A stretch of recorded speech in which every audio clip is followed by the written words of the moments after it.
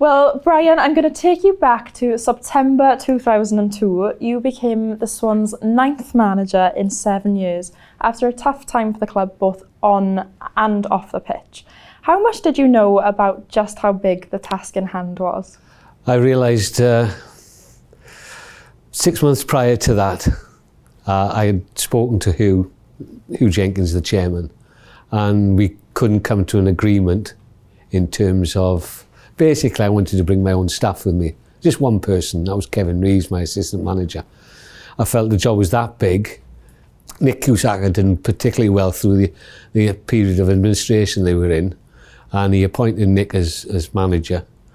And he wanted me to work with Nick, and I said, that's not a problem, but I want to bring Kevin Reeves in. And we couldn't come to an agreement. So we shook hands and said, thanks very much. It's not going to happen. But then 6 months later, Hugh phoned me up and said, when are you and Kevin come in?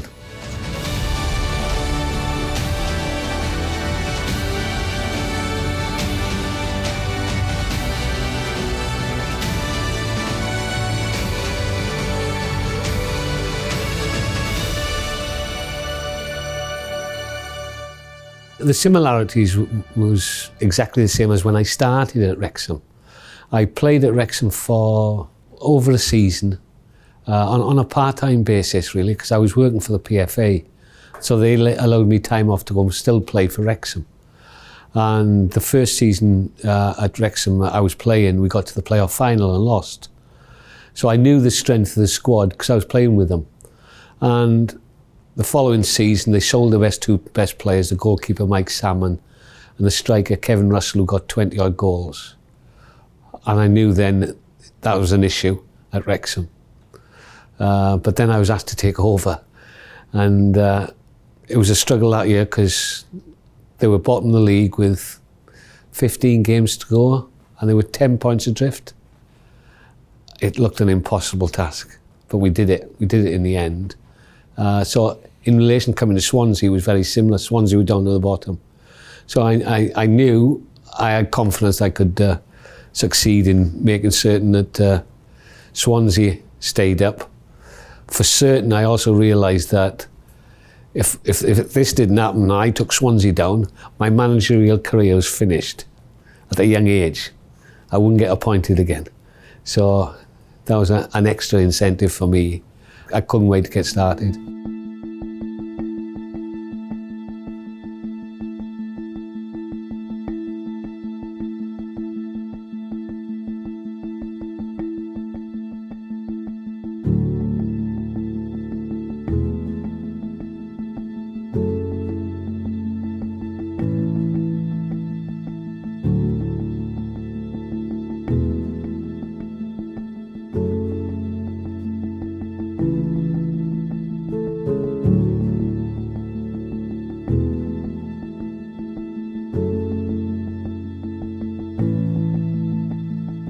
We came down, looked at the playing squad, and after a month, I had a big meeting with Hugh, and basically he said, right, what's the plan? 10 out, 10 in. Simple. We need 10 new players, and here's my list of players that I want to bring in, and these are the players, unfortunately, are going to have to leave. He wanted to do it that day. He wanted to make the changes, so I said, no, let's do it nice and slowly, especially releasing players, because I might need some of them.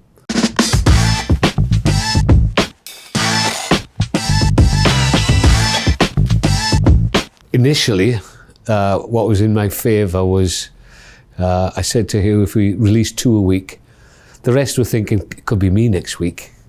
So there was an edge of, I better pull my finger out. I better start thinking, oh, I don't want to be the next one.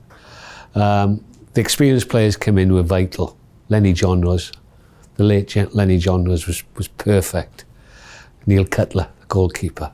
It was they were so important to. I've always had faith in young players. That's what I did at Wrexham. If the young players see you that you trust them, you just say to them, if you're inexperienced, you've got to do one thing more than anybody else. You've got to run more. You've got to run faster, you've got to run everywhere. Because eventually you find yourself in the right position. And they can run all day, the young players. Energy, enthusiasm, and that rubbed off on senior players as well. Give them a chance, and most certainly that was the case with Leon and with Alan Tate. They were only 18, 19-year-olds with Premier League clubs. Really, you had to be a bit harsh with them, especially Tatey. Because when I sat him down, I said, do you know what chances are you playing for Manchester United? And he felt he could. I went, 0. You've got 0 chance of playing for Manchester United.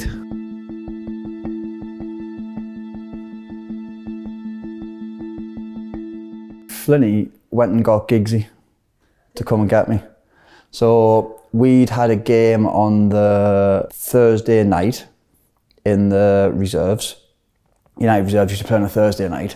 So Friday was always recovery day. If you want to training. So this day I'd gone in the gym, and after the gym, whenever all the first team were out training, you were allowed to go and use the facilities, like I said, the steam room, the sauna, the ice baths and that. So I was sat in the ice bath, and Giggsy come down, and he said, Tatey, get changed, you come upstairs with me. So I was thinking, I might be in trouble here. It's never happened to me before. So I jumped out the hot tub, gone into the reserve team change room, got ready, come upstairs, and he said, sit here. So there was Flinny, me, and Giggsy sat on the table. And Flinny said to Giggsy, he said, Ryan, he said, tell me you should come and play for me. So we sat and having this conversation, and it ended up being, I had to go back to me digs. So Flinny took me to me digs to get me bag to travel to Swansea. So he literally, within sort of half hour at the dinner table, he convinced me to sign for Swansea on loan, took me back to get me suitcase packed my suitcase and put me on the train. But he was staying up in Burnley. So as I'd getting on the train on the Friday, Wales to me was half hour, 45 minutes away from Manchester. So we used to play Wrexham, we'd gone and played Rill, we played Newtown in different games. Obviously Wrexham was part of the academy structure at the time, under 17s, under 19s, so we played them quite regularly. And then I got on the train and I thought, right, just get set for half hour, 45 minutes, not be long. Nah, I was on a two carriage train that took me about 3.5, 4 hours to get down to Swansea, and I must have stopped at every single available train station. Everyone. So Kev Reeves picked me up at the train station, who was assistant manager. Yeah, it was nuts. Leon was different because at 15 he was at Arsenal and turned Arsenal down to sign for West Ham. So he had gone against the grain, like fancy telling Arsene Wenger, I don't want to sign for you. I want to go somewhere else because my opportunity. West Ham played kids all the time. Arsenal didn't at the time. So he felt his opportunity was there. It's the same feeling when he came to Swansea. I'll build a team around you, Leon. If I'm being honest, like Flinny didn't have to say much. At the time I was at West Ham, I was playing in the reserves. I was trying to go on loan anywhere, basically. I'd had a 2-week spell at Southend on trial. It didn't work out there. They kind of sent me back to West Ham, and I didn't know where I was going to go. I was just trying, and then I got a phone call saying Brian Flynn wanted you to come down to Swansea, again on a 2-week trial, which, like I say, I jumped in the car straight away. I didn't have to be told twice. And I remember I met him at McDonald's on Fabian Way, because he said pull in at Fabian Way at McDonald's, and then staying at the Ramada Jarvis. I can't remember the name of the hotel now in the Enterprise Park. And look, he just sat down with me, just spoke with me, just said, look, it's a 2-week trial. Come, and we had a couple of games against Forest Green and Aston Villa reserves or youngsters at Villa's training ground. He said, look, play them 2 games. It's a chance for us to have a look at you to have a look at us, and then we just go from there. So, like I say, it didn't take any convincing or twisting my arm to go there. It was just, right, come on, let's give it a go.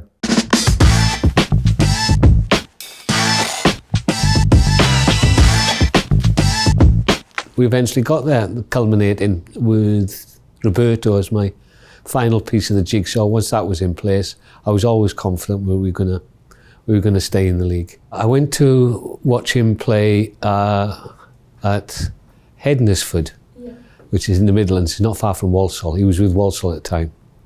The fortunate thing for me was that him and Colin Lee, the manager, had fallen out big time. They just didn't hit it off, the pair of them. And when I approached Colin Lee, if I could take Roberto, he said, I'll drive him there if you want. And so I said, no, it's okay. I'm sure Roberto can make his own way down. I brought him down. I spent 4 hours with him, telling him what the project was. And with gentle persuasion, a dig in the ribs, a gentle dig in the ribs, he said, yes, let's go for it. I think it was the persuasion of Brian Flynn. He was such a captivating coach in that point of view. I will always remember the first thing he said, just come down to Swansea. This is like, is almost the little Monaco that we have here in South Wales. You live in the marina. And then he said something that it really intrigued me. And he said, we need to get out of trouble by playing football. And I think for me, that was always, that's always a big debate, a big fight, that you couldn't be successful in the lower leagues, in the British game, playing good football. And then that was really what made it. I just arrived. I remember I arrived at Swansea. It was in the evening. I stayed in the marina, and I don't know. It's something about the veg. We trained that morning in the stadium. It was something that I could feel a real attachment. It's very strange. I think when you arrive in a place and you're meant to be there, that's the way I felt. And then there's always connections. I always remember that John Toshak, when he was in Spain, he was always talking that he wasn't English, he was Welsh. And he managed Swansea City, and that was always a name in my head, and everything came together. One big, massive thing in our favour, where we live, down by the beach, Swansea Bay, the Mumbles, the Gower, Port Talbot Steelworks. What a pleasure driving past there. Fancy driving past there and thinking, this is it. This is where we're coming to. It's people stay here. They love it down here. Families, kids, wives, they all love it. So that's a huge bonus when you try to sign players. First impressions of the club were just different to where I'd come from, really. I'd been obviously a Sunderland fan growing up, and still am to this day. But when I saw the Vetch, I pretty much thought of like Roker Park. Obviously, then when you get in, you see the picture of the new stadium that's coming and stuff, which is relatable from Roker Park to Stadium of Light. So you looked at it and gone, although we're in trouble now, hopefully I can come in, do a job for the club and help them stay away from relegation, and the club can move on from there. It was never one of, can I come in from Man United and stay here? That was obviously never the case, because you're coming on loan to gain that, which would have been my second loan, to get more first team experience, to go back to United and see how far you can get there. But in terms of the first impressions of it, it was a club that wants to improve, and was just stuck in a hole of can't improve at the minute. Again, if I'm being honest, I didn't know much. All I knew, I say Swansea was in Wales. The one thing I did know was Frank Lampard come on loan to Swansea, obviously being at West Ham and Frank being in the first team at the time.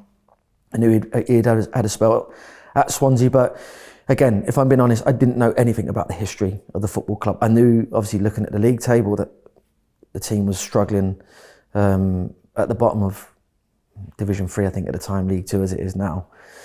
But apart from that, I didn't know much. You know, you do a little bit of research, you look into it, but Swansea, I think, has spent a long time in the bottom 2 divisions, so didn't really hear much of the football club. So I come completely open, not knowing much about the history.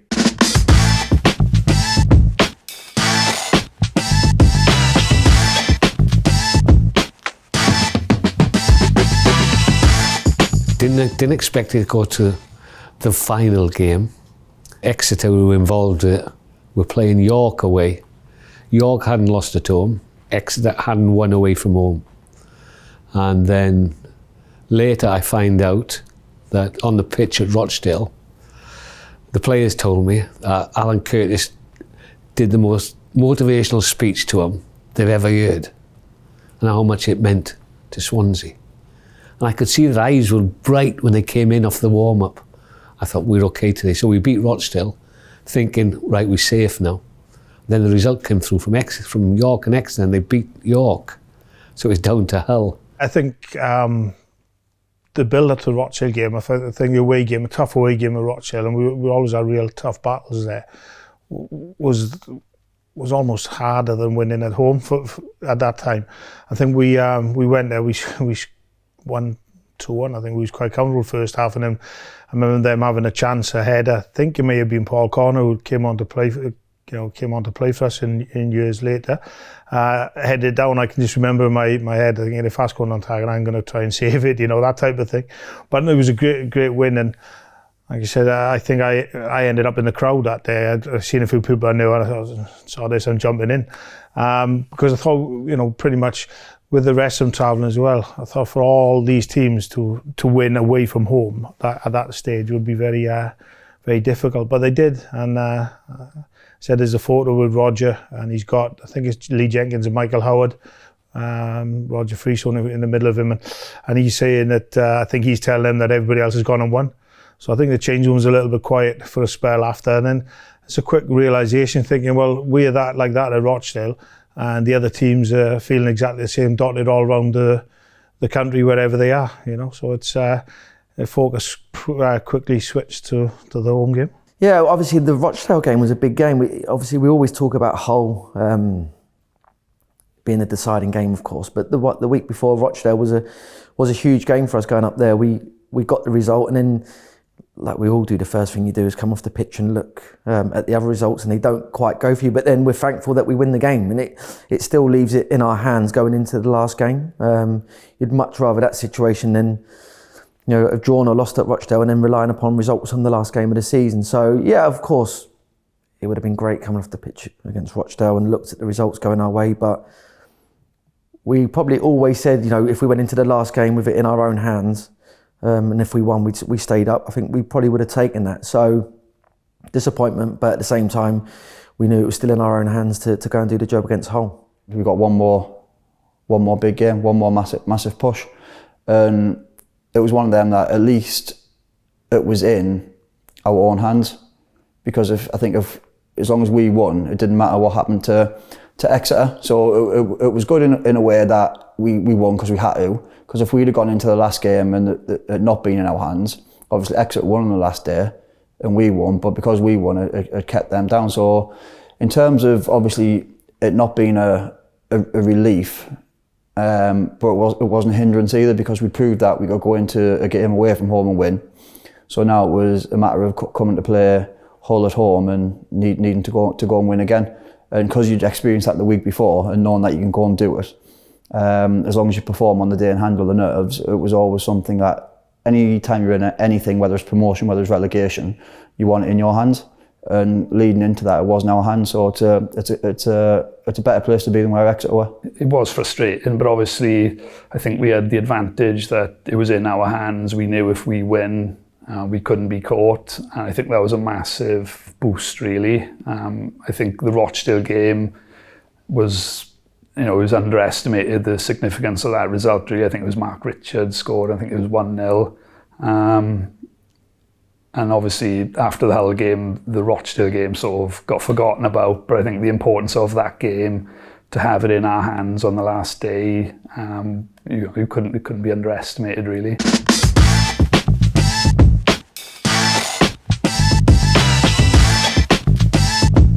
The week leading up to the Hull game was intense. It really was. I think Swansea's a small place. A lot of us lived in the Marina at the time, and like I say, if you went to the shop, you went out for a walk or whatever you done, in that week leading up to it, people was coming up to you constantly. You can't lose the game. You have to win. Swans can't go down. It's never happened. So there was big pressure going into the game. You felt it. You felt how much it meant to the football club and the city. It was, the football club's always played a huge part in the city. So you felt that pressure leading into the game because you couldn't get away from it. We all lived in Swansea, you're all close, it's like a big village, and people want to talk about the game. So yeah, there was huge pressure going into the game, because it's never happened before and you don't want to be part of that. You want to make sure that you're not part of a bad part of the club's history. went in and around town and stuff, whether you were shopping, whether you used to go out and have a coffee like we did at the time, because that was something Roberto had introduced really. Like every day after training we'd go Debenhams, go into town, sit and have a chat, have a couple of cups of tea, cups of coffee, whatever. I remember in the build up all the way through that week was people coming over and saying, look, good luck, all the best, we know what you can do. Also all supportive, all pretty much of what the Swansea fans have always been to the club really.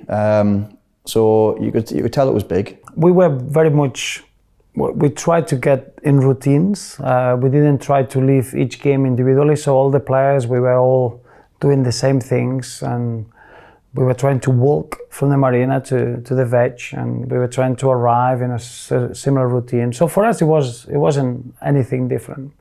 And you could feel it, the tension was elsewhere. When you look in sometimes how other teams were fighting that relegation, it wasn't in the way that we did it. We did it with a smile. We were just so confident with the quality that we had, and it was meant to happen. Now, when you look at it from now, looking back, you realize that it was a more significant moment than the way that we felt. And probably that's the success was there, that we were players, that we could play the game. At that time, we had such an incredible relationship with John Rose, Leon Britton, myself, Kevin Nugent, even Sid, and every player fitted so well into what we're trying to do. The build-up was perfect. We were training up at Pennard, and it wasn't ideal. It was okay. We managed to get through. I asked you if he could get us the university playing fields to train on for a week, and he managed to do that. So we were training on a good pitch. And when we arrived Monday morning after the Rochdale game, we arrived at University Fields. There must have been 50 cameramen there. There was cameras everywhere, and the lads loved the attention. They loved it, and it was perfect all week. It was the weather was great. We had the perfect week. I've got to be honest, the team picked itself. I didn't have any major team selection problems. It literally picked itself, especially after winning at Rochdale. So in that sense, it was a perfect build-up. Yeah, it was obviously tense. I think you could feel it, all the interviews. I think on the Friday morning training, there was that much more sort of media surrounding it. And although, you try to just get on with it and try to put that at the back of your mind, I think, it's always there sitting in the back of your head. I remember, I think on the Friday, under Flinney every Friday, the worst trainer had to wear the yellow jersey the week after, and it was just sort of coincidence that on that Friday when all the media, I had the yellow jersey on. For me, it was really strange. I look back at it now, and whether it was sort of a fear or just not excitement's probably the wrong word, because you don't really want to be going into a game like that. But I was okay in the build-up. I mean, lots of people say it differently, and obviously for what was at stake was huge. Yeah, I think I was nervous. I was at the time, I think I was 20 at the time. And you was nervous because, like you say, even though I was on loan and I went back to West Ham, and you could look upon it as well, if Swansea go down, they go down, I'm going back to West Ham. But I never felt that. I always felt like I was contracted to Swansea. And in the months, I could see how much it meant to the players. A lot of the players had been at the club a long time. So it was a huge game, and obviously there was nerves going into it. There's you can't help but be a little bit nervous going into the game, and then when you get over to the stadium, you see the amount of people there, and a lot busier than normal. The nerves do kick in, but you like to think as a player that once the whistle goes and the game starts, you get used. You go back into your normal game mode, and you try and play your normal game. I never really tended to get nervous around games. It was excitement, really. It was never I think some people suffer with nerves in terms of performance anxiety and stuff like that. I was never one for that. It was always, look, let's get on the pitch, and if anyone is nervous before first 5 minutes, whatever, once you get over the first 5 minutes, they usually stop for people. So it was never a nervous sort of day for me. I remember watching Rocky IV on the morning for whatever reason. Obviously, the flat that I was living in didn't have Sky or anything, so I bought myself a DVD player. Obviously, bought a few DVDs throughout the season and that, and I ended up watching Rocky IV at about 11 o'clock because we didn't have to meet at the Veg till 1:30 at the time because there was no pre-match or anything like that then. It was get your own breakfast, get your own pre-match. So it was Rocky IV for me, about 11 o'clock, 11:30. I was quite confident, especially after an half an hour brisk walk down the Mumbles along the promenade, and that's what we did. We just went for a walk, fresh air, clear the lungs. Our routine was pretty much the same for home games. We usually arrive at the ground between 11:30 and 12 o'clock. Do your usual stuff, wait for the players to come in and look in their eyes and see what they're feeling. And they were ready. The big plus for us, the big bonus, which you probably are aware of, you might ask the question, but it was at 2:50. There was a knock on the door and the chief of police was there, the match chief of police. And he said, can I have a word with you and Peter Taylor, who was the Hull manager. So we went in the corridor. And the chief of police said, we've had reports that Exeter has been delayed 15 minutes because of crowd trouble. Crowd trouble at Exeter, they were only getting 2,000 or 3,000. But I think they had 7 or 8 and they couldn't deal with it. So the match has been put back 15 minutes. You can have the same option. If you want to put it back to 3:15, then it's the same then. It's all equal. You know, nobody gains, nobody loses. I said, no, go now. We're ready, we're going now. And that was a huge thing out of favour. Peter Taylor agreed with me as well. He could have said no, he had no reason to delay the game because his team were ready as well. So that was a big plus for us because the scores was coming in from Exeter. They, you know, our score was going down to Exeter as well, so it had a triple effect.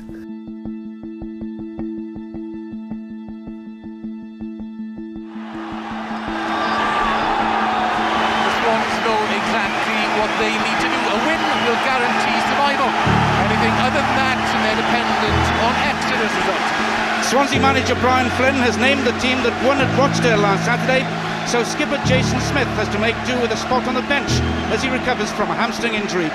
This day completes a remarkable return to the club for Jonathan Coates. Released last season, he plays his first game back at the Veg after his deadline day signing. I think the North Bank is officially holds 6,000. There was 10,000 in there that day.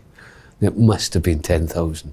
The players appreciate that, and not that they give extra, but they have got extra responsibility, that they know the wages have been funded. I think they've done this campaign, I think it was Battle for Britain. And like you say, they had the buckets going round collecting to contribute to my loan wages. I mean, it just shows you where the club was at, really. You know, we was having to get, you know, fans to dip into their pocket to help pay my wage, and I've still had, even to this day, people saying that maybe I owe them a pint after they've contributed a £5 to my wages back then. But I have to say, I always remember playing my first game away at Exeter and being a bit nervous going into it, my first professional game. But the fans from the very first game were singing my name, and they supported me, and it was an incredible feeling because I've been used to playing in reserve football in front of, I don't know, 50 people. There's no one there. And all of a sudden, I played at Exeter away and maybe 1,000 Swansea fans or something like that singing my name. It was an incredible feeling. And right from the very word go, really, we had a real attachment to each other. And obviously, for them to put their money, you know, their hand in their pocket to help pay my wages was an incredible situation. Results in a chance for Britain to run. Tenacious little player. Such a skillful man with such quick feet. Penalty is it?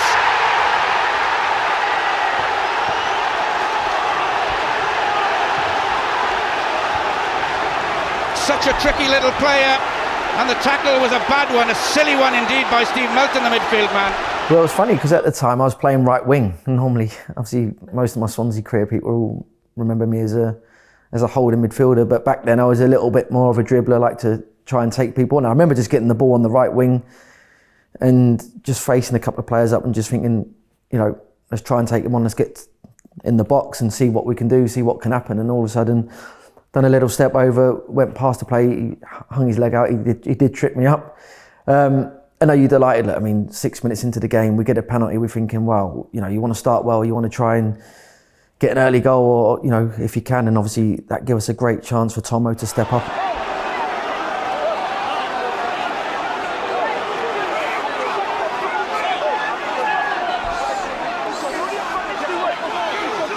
Scott Matheson checks everything's okay. James Thomas with the penalty. No mistake! Fourth goal in the last 6 games for the big Swansea number 9. His 13th of the season.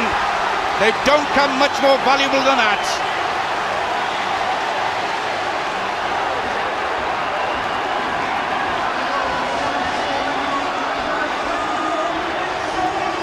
I think the first penalty, I didn't well, obviously I felt pressure, but not as much as the second penalty. I think it was 0-0 at the time. You know, we started quite well. You know, we got the penalty. I didn't even think twice. Picked up the ball and just concentrated. And you know, the first penalty was a decent penalty, to be fair. And obviously, it was a great start. To be fair to Tomo, and there's a lot of pressure. You know, you talk about pressure. There's pressure, and what you see with it at the time is, we were not earning the fortunes that the players have, you know, 20 years later. You know, this was sort of your mortgage, your house, and on top of the club and the city's football team on the line. So fair play to Tom, we went up and put it away. You know, it was a great start. You had to trust your players in terms of the experienced players calming things down, which they did. The perfect example of that is Lenny John Rose. He never got flustered. He knew, as a footballer, he had limited ability, limited skills, but what he did have, he had a giant heart, and he was composed, and that rubbed off on all up, especially in midfield, like with Roberto and Leon and Coetzee. It calmed everything down. When they scored, no panic, not to worry. It happens in football. But we'll score more. Into no man's land that Swansea wanted first. Martinez beaten to it. Burgess with a little flick. Elliott goes through on it. Jenkins in trouble. Elliott with a chance to equalise. Hull City immediately back in the game then. As soon as questions were asked of the Swansea defence, they were found wanting. Made by Burgess's flick. Jenkins trying to shepherd it away, ran into trouble though, and Elliott took his goal well. The Northern Ireland international, top league goal scorer of the season. Club's record signing, his 12th for the term. It's 1-1. Nugent's putting himself about well, losing out that time though. Again it breaks for Burgess. Again poor defending by Swansea, and it's going to cost them dear. Martin Reeves brought into the side at the last minute today by Peter Taylor with another dreadful defensive error, costing Swansea dear. And having taken the lead, they're now a goal down. Very much a nothing ball there. Michael Howard making a dreadful mistake. Reeves, coolness itself. Swansea City 1, Hull City 2. Well, just no reason whatsoever for that. Poor Michael Howard must wish the ground would swallow him up.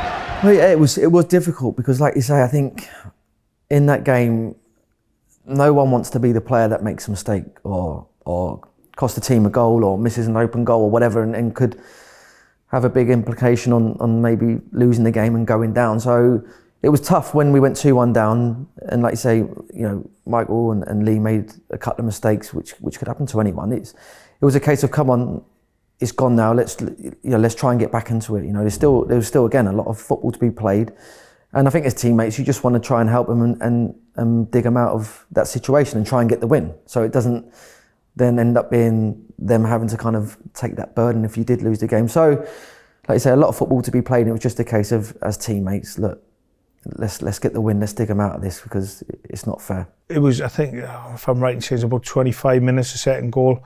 So we had plenty of time, you know, and we were doing okay. And they'd been pretty pretty steady and done okay over the last few weeks leading into that game. So I did feel for him. Jenks was a year younger than me as an apprentice and been at the club for quite a bit of time, and Michael Howard had come and served and played a lot of games, consistently. So I felt for him, but we knew we had time. We knew we had we could get back into the game. It wasn't as if it was only a couple of minutes ago. We knew we had the time to get back in.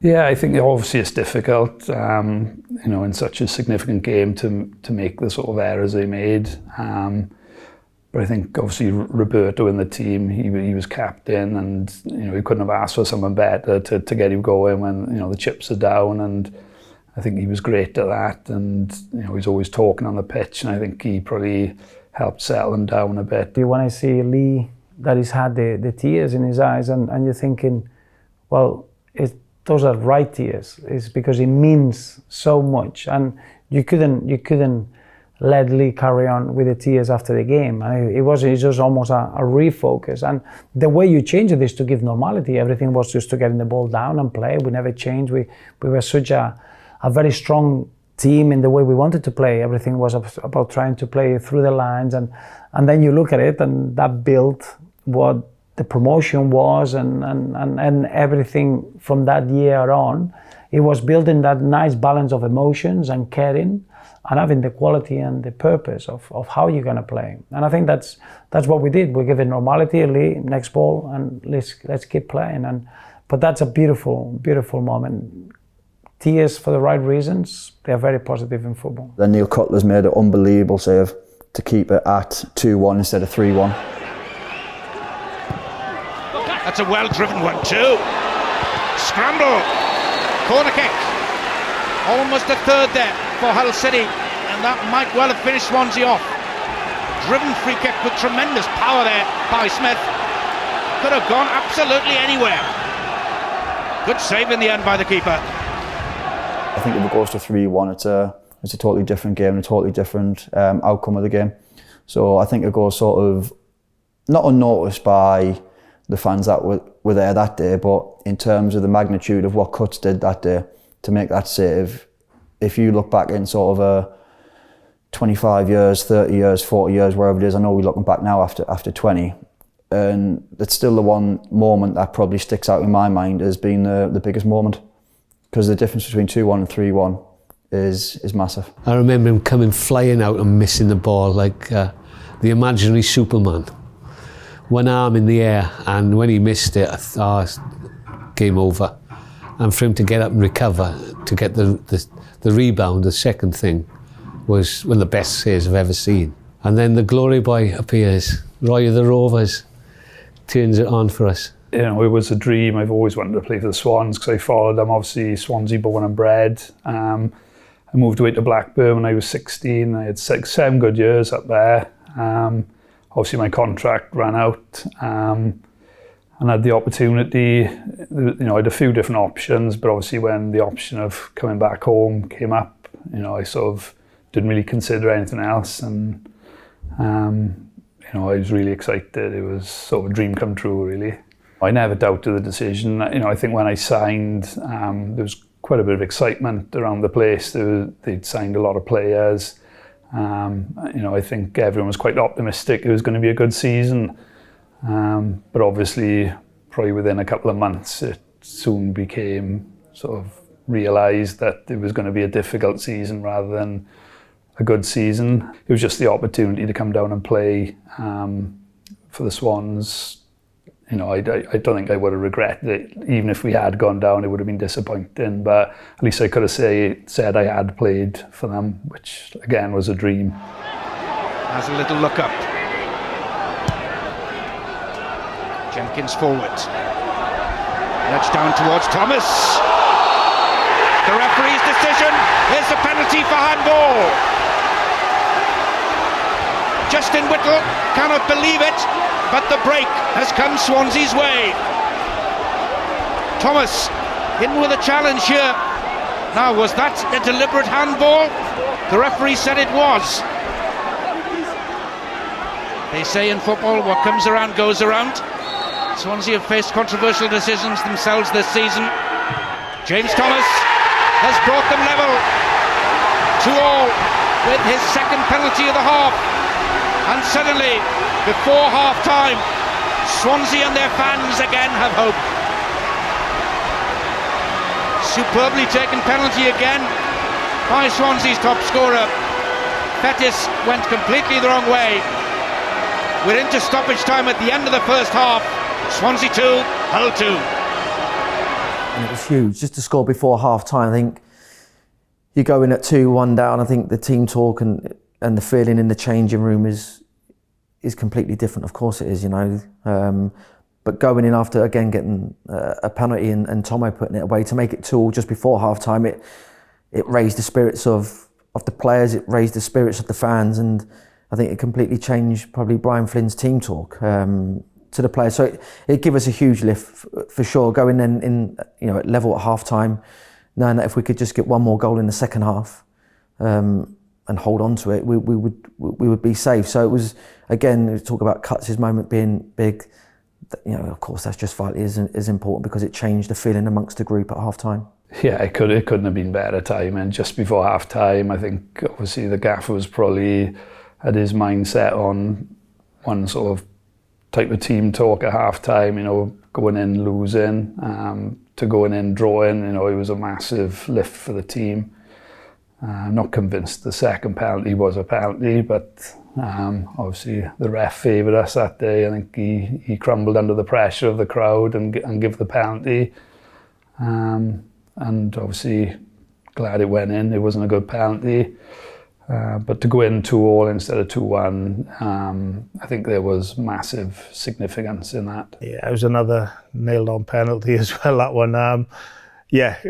Look, I think everybody was probably, manager included, he might say different, but I would have thought he would be going into going into half-time thinking 2-1 down and how we to address and what we're going to do in the second half. And we get that moment. Another, you know, calm again, 2 penalties, one having such a big occasion at the away end as well, and slotted away, and the team talk changes a bit, you know, and the atmosphere changes a bit around not just the ground but in the dressing room as well. So in terms of just getting back on level terms going into half time was big, whether it was the 45th +1, whether it was the straight after Hull had scored. I think the most important thing was getting back in on level terms and starting the second half like you started the first, with it ultimately still in your hands, being at sort of 2-2, whether it was 0-0, 2-2, 1-1, 3-3, whatever. As long as we were level on the day, and like I said, going into that second half was sort of everything that we were that season. A close-knit group who would battle for each other. Early chance then for Swansea from the free kick. They've sent the big man up again from the back. Martinez.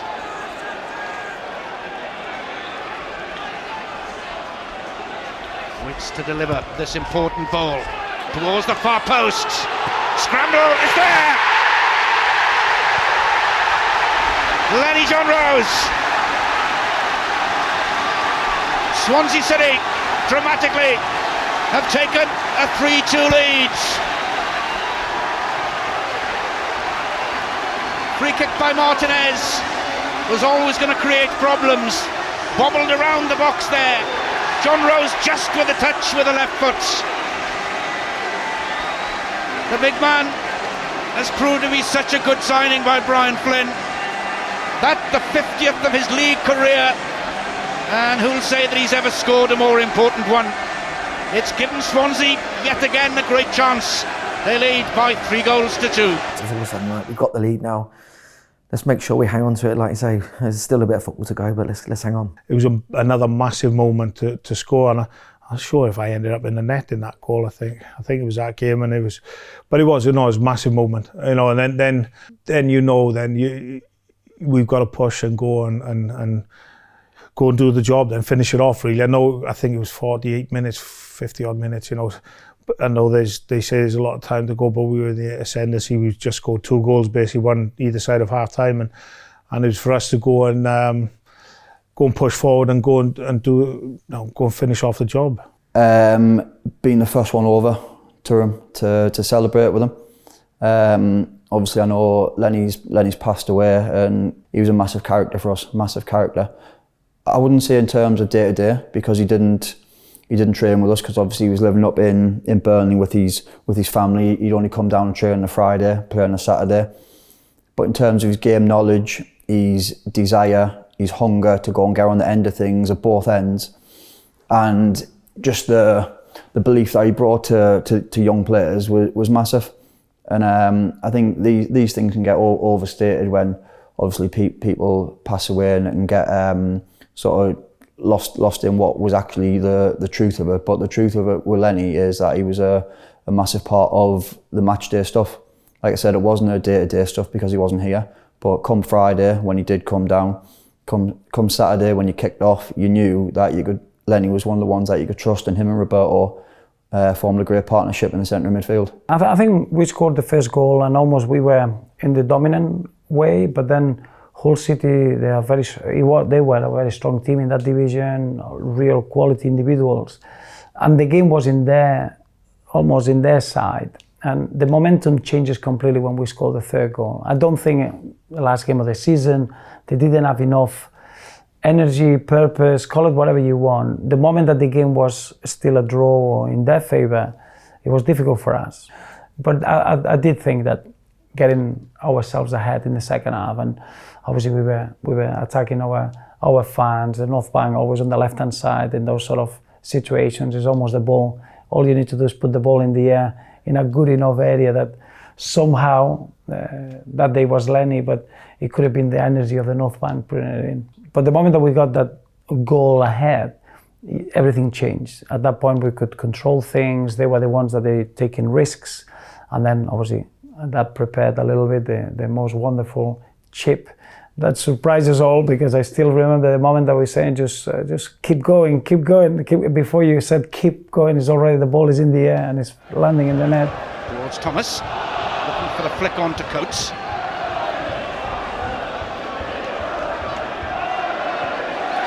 Looking to play rather too much football. James Thomas has a chance for a hat-trick. Will that be the goal that decides Swansea City's Football League future? James Thomas, a Swansea Jack, is the hero of the day. Joined the club from Blackburn this season, came home and has come home to glory. Jonathan Coates with the little flick. And this is coolness itself from the Welsh under-21 international. Execution 100% perfect.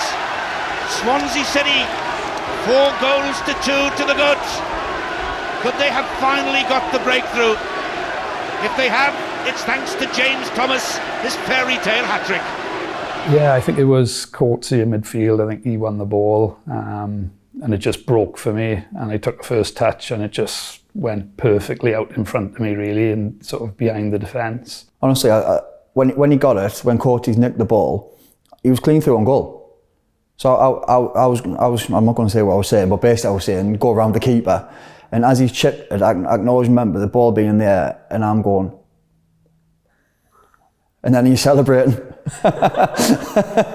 Yeah, I think once that went in, and it was crazy because like Coatsy won a tackle in midfield and it ricocheted and it just broke to Tomo, and he was through on goal, and you're thinking like he's I don't know, it was 25, 30 yards out, and you're thinking take it closer to the goal, take it 1v1 and just try and slot it away. But I mean, to have the confidence in that moment to chip the keeper in the way he did was incredible. It was an amazing finish. Brilliant. And Tomo as a character, he's very, very quiet.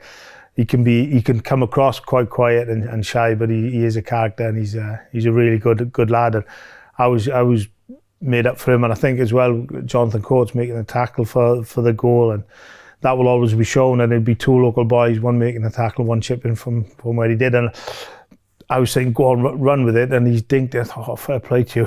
I'll give you a round of applause for that. And after that, it was all a bit of a blur, really. obviously the keeper was off his line.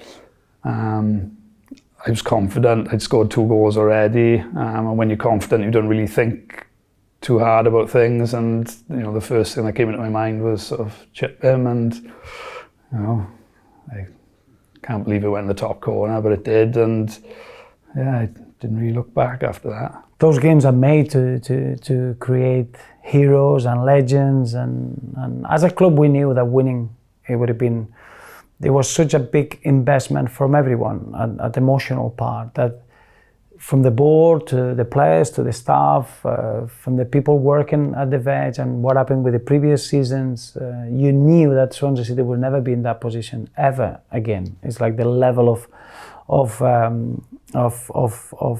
experience that we gained during that difficult period.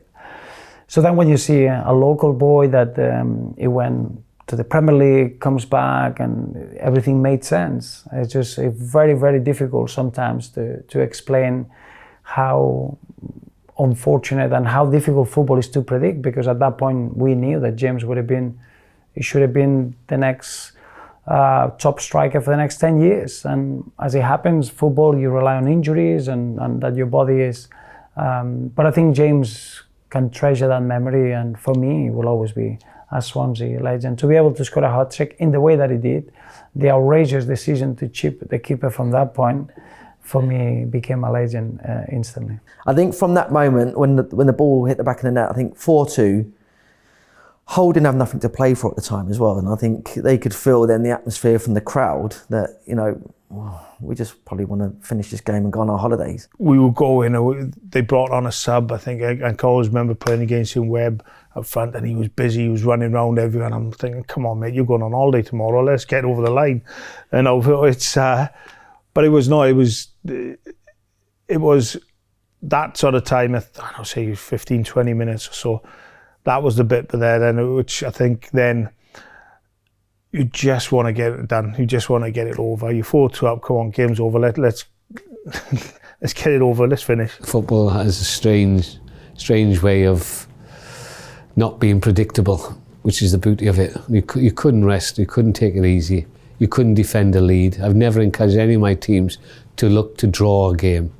You can't go out with that mentality. Let's not lose today. It's wrong. Let's win today. That has always been my message to the teams that I've had. There's hardly room for the corner to be taken. Fans getting ready to invade the pitch in the final whistle.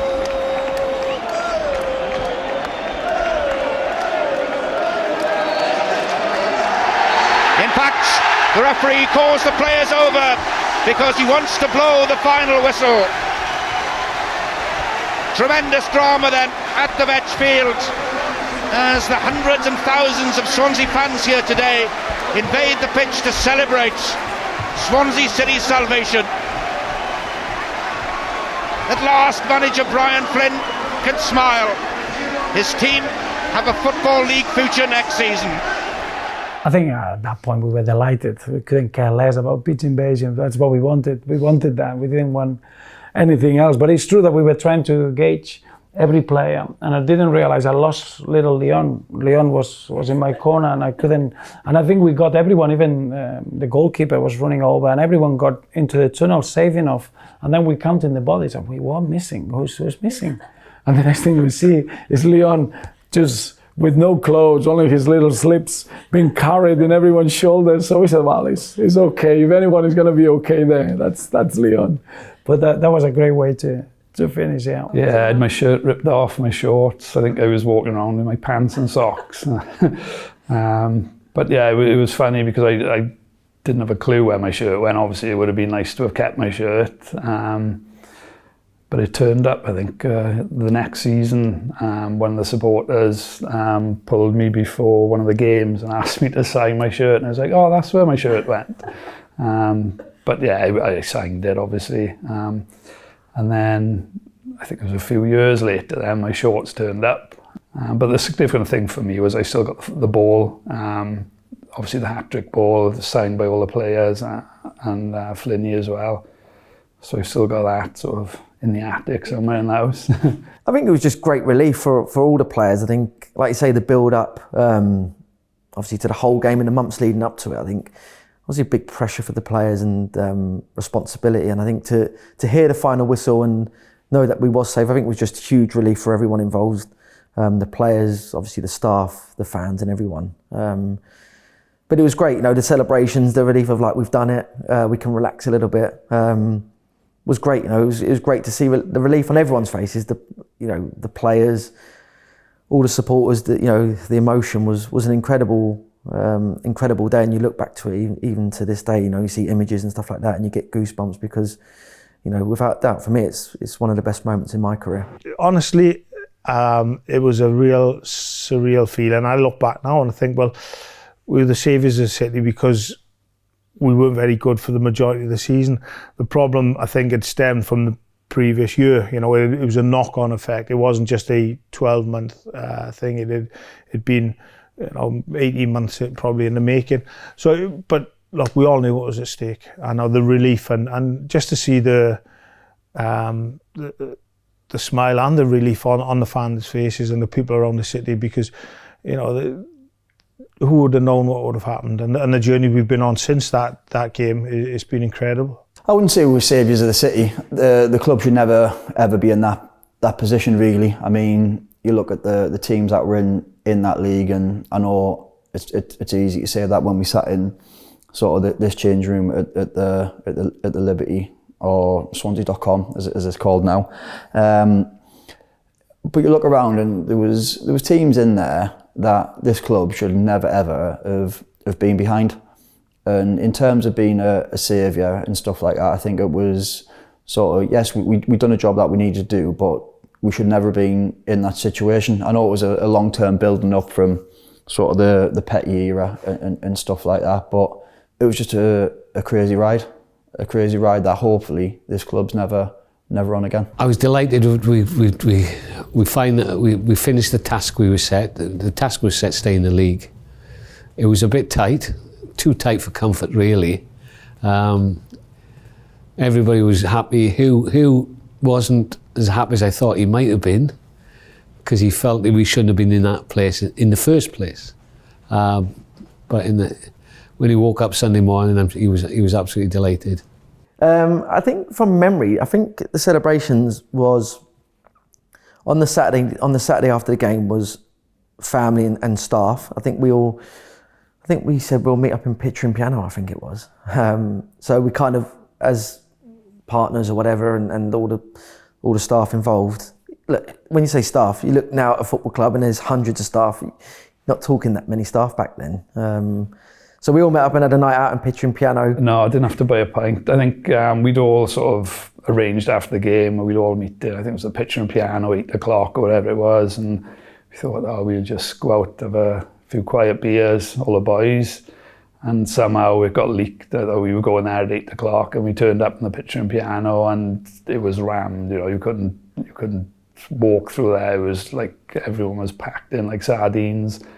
And we all walked in and everyone was cheering and literally just throwing pints and drinks at us, and it was a hell of a night. It was brilliant. I don't remember a lot, but what I remember is that we were together, and it was just something that that was our target. Every time we were meeting up about the game, and when a game didn't come out the way we wanted, we had to defeat everything. We were saying, look, it'll be worth it at the end. We'll come back in Wine Street and we'll celebrate. We'll stay up. It's 100% that's going to happen. And it felt so natural. It felt that, so I don't think the celebration was a crazy celebration. It was full of fans. I think we were just happy to share the achievement, because it was a big achievement. I remember being in there. I can't remember much of it, but no, I think it was relief, and it was, I think there was a lot of the staff that were in there, and it's not like it is today. We were very small in numbers, the staff, and they were all in there. I think some of the families were in there.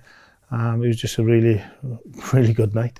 And then I think the next day, if my memory serves me right, was Bank Holiday Sunday. And then I think it was like, right, we've done the one with the families and the staff, and now it was the players Bank Holiday Sunday. And back then the bank holidays that was one thing I couldn't believe when I first come down, was the nights out. Like, it was like bank holiday Sundays and that was incredible. So like the boys were buzzing for the bank holiday Sunday, and we went out on an all day. We always, like you say, there was a lot of us living in the marina at the time, and we always used to meet at the pump house early doors, and then pump house, walk across the road onto Wine Street, and we had a good few drinks. And like you say, we really had a good team spirit around that time. Like you say, even though it was in a difficult moment, everyone lived in the city together, and it was a real togetherness, and it was nice to obviously celebrate together on that Sunday as a team for one last time. I can remember pitch and piano. I remember going in there, bank holiday Sunday, and got a clue about. And like I said, I'm usually good with that. I just left me mum and dad because they were in. Was it the Goose and Granite at the time? Right. That is the 90s bar now, or it was, or Reflex, whatever, Pop World, yeah. So that was the Goose and Granite. So I was in there with me mum and dad, and then I must have had a text or something and say like all the lads are getting together in pitch and piano. And I remember walking to pitch and piano, and it was just heaving. And to be fair, Roger never ever, or very rarely, come out in Swansea, and he was in pitch and piano that night. But the bank holiday Sunday, and go. Me and Kev, because our families were still at home, me and Kev and his son Philip, who was a teenager at the time, Philip came down to the game, and me and Kev, we rented together. We were in the same apartment down in Mumbles. So we literally lived together for 24 hours a day in the apartment, on the training ground, in games. So we were that close, we're that close. So I said to him, there's no way we're going out in Swansea. Not a chance of going out in Swansea. So it must have been 6:30, something like that, 7:15. I said, let's drive back, let's call in the woodman, and book a table, nice quiet table in the corner, have a bite to eat. We were both nearly falling asleep at 9:30. We'd had our meals and we tired, Kev. And I think we must have been in bed by 10 o'clock. Literally, honestly, it was just the adrenaline. It had all gone. And tiredness had creeped in.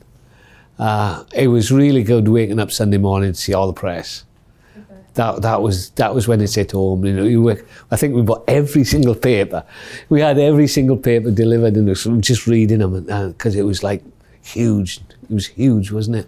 We then played in Roger's Testimonial, didn't we? I think so, yeah. Yeah. So I had a phone call off United to go back and play in the last reserve game of the season. And Mick Phelan rang me and said, look, well done for the weekend. We've got a game on Thursday. Can you come back up and play? And I said to Mick, I can't, I've got a few things to sort out with my flat. I need to sign out and do the council tax and I've got to sign back off my flat on Thursday morning, so I can't. But I knew I had to play in Roger's Testimonial. I knew the lads were going to have a night out on the Sunday, a night out on the Monday, played Roger's Testimonial on the Tuesday, and we ended up in Pool Sanctuary after Roger's Testimonial. So I said, I couldn't have rocked back up United and played in the reserve game after being on the for 4 days. I had, at the time when obviously the season finished, I still had a year left at West Ham, but I knew my time was done there really. No one kind of kept in contact while I was at Swansea. And for me as well, I'd had a taste of first team football. I didn't want to go back. If I weren't going to push for the first team at West Ham, I didn't want to go back to reserve team football. So I spoke to my agent, and the season had gone well for me really on a personal note. I think I'd won Division 3 Player of the Year or the PFA Player of the Year or something like that. So it had gone well. So there might have been interest, but I just said to my agent, look, Swansea gave me the opportunity when no one else wanted to. I've enjoyed it so much. It's gone well. I don't want to speak to any other clubs. I don't want to know about any other interest. Look, let's get it sorted with Swansea if we can, with West Ham if we can, and sign a contract and become a Swansea player permanent. So I knew I wanted to come back. I enjoyed it so much, even though it was tough at times. I just loved the football club, the feeling, the city. It just felt like home, So when I was able then to go away in the summer and we could sort it out, I was absolutely delighted. Eventually when Leon signed for us, he said, I've got a big problem, Bly. I said, what's that? I won't tell you the amount, but it was very large. He was due as a loyalty bonus from West Ham. for the following season. Huge amount. Compared, it was. And he gave it up to sign for Swansea. Not a lot of people know it, and that's why I won't mention the figure. I reminded him of that a couple of years later when he came back. I said, don't forget what you gave up when you came here. So he made a big financial commitment as well, loss, to sign for us. I wanted to go back to United, and I wanted to see how far I could get there. Obviously, when I got back there and started missing the games, because I'd gone back and I played a couple of first team friendlies in that summer, but then I was back with the reserves, and then I remember playing a couple of reserve friendlies and started the season in the reserves. And I remember ringing Flinny round about end of September, October time, and said, look, I want to come back, I miss it. So it was probably end of September, October time, probably not far off when my second loan spell come, that I knew I wanted to come back, because I was never going to be more than a reserve team player at United, and I'd rather be a first team player at Swansea in obviously League Two as it was at the time than a reserve team player there. So it wasn't straight away. I know people probably look at it and go, you come straight away, but I didn't. It ended up being, I think it might be in October that I come back and signed permanently then in February.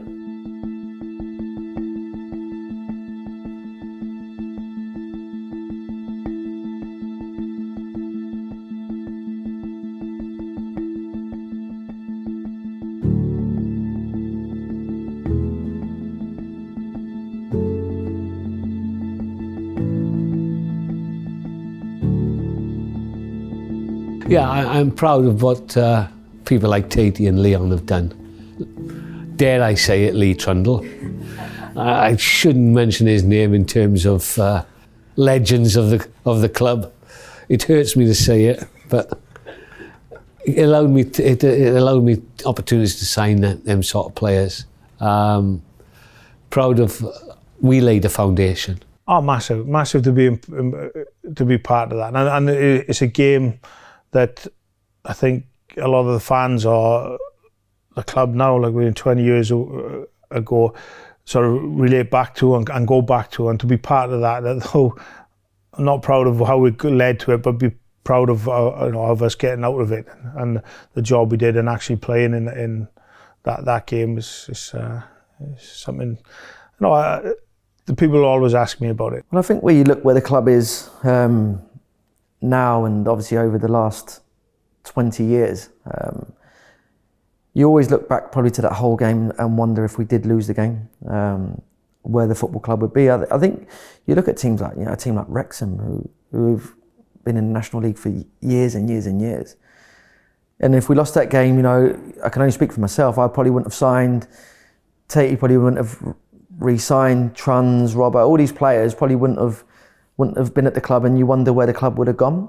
But I think that day was the catalyst for where the club is now. I mean, look, it's still an incredible journey that the club's been on. I mean, I don't think if you said to us after Hull that, what was it, in 8 years' time we'd be in the Premier League, in a fantastic stadium, winning at Wembley in front of 90,000 and playing the best teams in the world, you would have thought you're crazy. So you look back and it was a pivotal moment in the history of obviously the football club, and to be able to be a part of that and obviously be on the journey all the way to the Premier League is obviously, like you say, it's something I'm incredibly proud to be part of. The whole journey, massive pride.